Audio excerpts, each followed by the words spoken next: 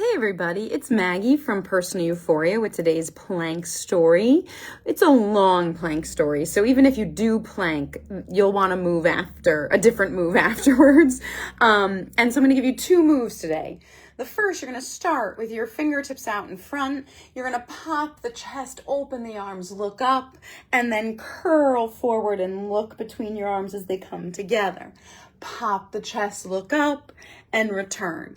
And then after a few of those, you're going to try to circle your rib cage, not the pelvis, right? It's harder to move at the ribs. So think of caving in, pop to the side, forward, side, and make a circular motion. All right. So this is my story of the eclipse. In 2017, Matt and I went to Kentucky to see the eclipse, and I loved it so much that when I saw one was coming to New England a year ago, I reached out to some friends and we made plans to go up. I was like, we've got to see this. And leading up to it, like on social media, all these forums or whatever, people about the eclipse in New Hampshire were just negative. Like, you're never going to see it. It's cloudy. Who would go to New England to see an eclipse? And I just thought, why is everybody being so negative? Why is everyone a naysayer? And then I Googled the typical weather on April 8th in New Hampshire, and 80% of the time it's been cloud covered. So I was like, okay, some fair negative thoughts, but you still never know.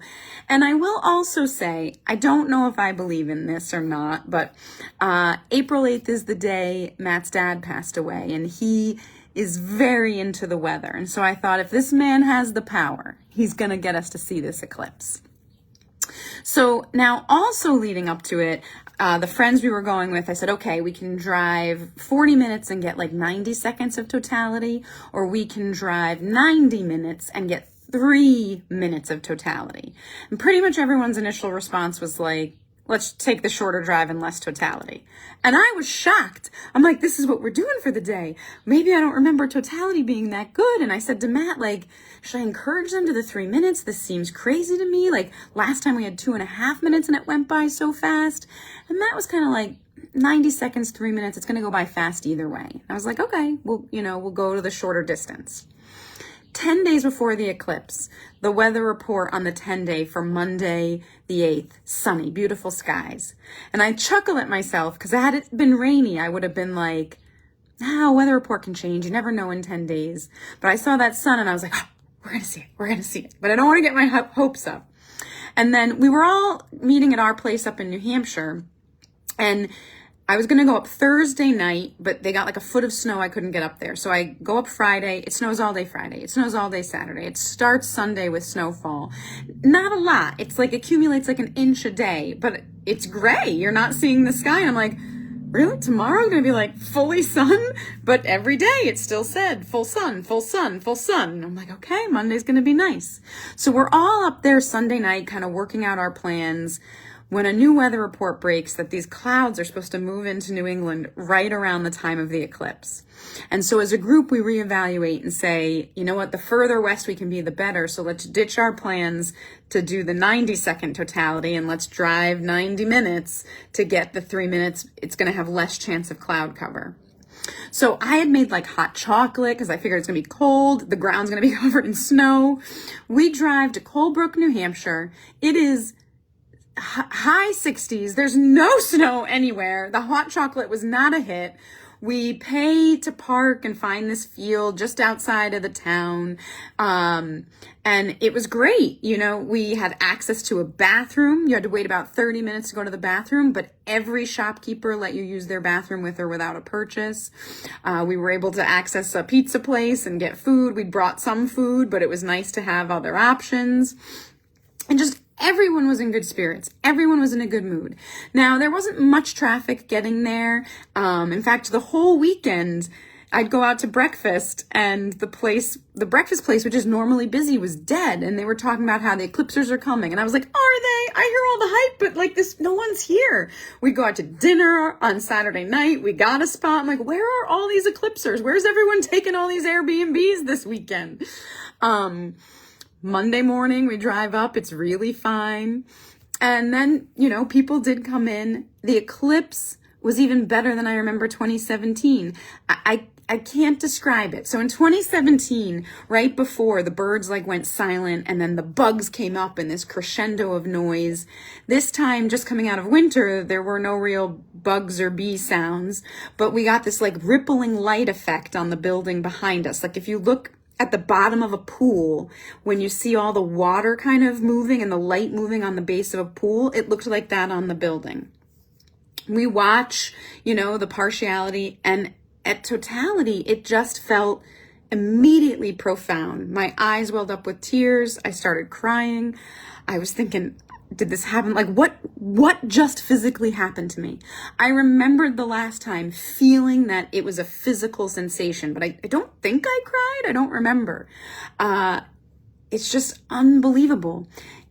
I think it was even better than the 2017 one. I feel like the coronas were longer and there were more of them, and we could see these like red dots called prominences that were visible with the eyes. It was just spectacular. Spectacular. And then totality ends and like the field packs up, people leave, and we think, well, we'll watch the second half of the eclipse. We'll let the traffic get a head start so that it'll be clear by the time we leave. We'll be leisurely. I think that was a big mistake. I think what we allowed was everyone who'd come to the eclipse to get on the like 2 roads that exist in northern New Hampshire. So it took us 5 hours to go about 50 miles back to where we have a spot in New Hampshire.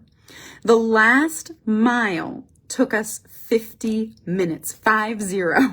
We considered pulling over and walking home, but the reason we didn't is Matt had a flight the next day. He had to get to Chicago for work, so he had a 7 a.m. flight, and his plan had always been to get up at 3 and drive to Logan. So we get home at like 11:30, and he's like, I'm going to get up at 2. I'm going to give myself a little extra time in case there's still traffic. He leaves at 2.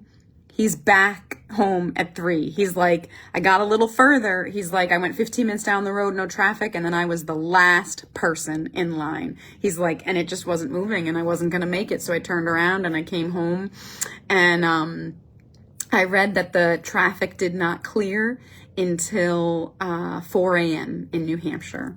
So it was just nutty. On the way home, it was very rural New Hampshire, so there weren't a ton of homes, but many people were sitting in their front yards with a drink. They were waving at us. They were laughing at us. And I saw someone posted, oh, I didn't know we were going to get our own parade. They had hours of parade enjoying the people who had come in to see it.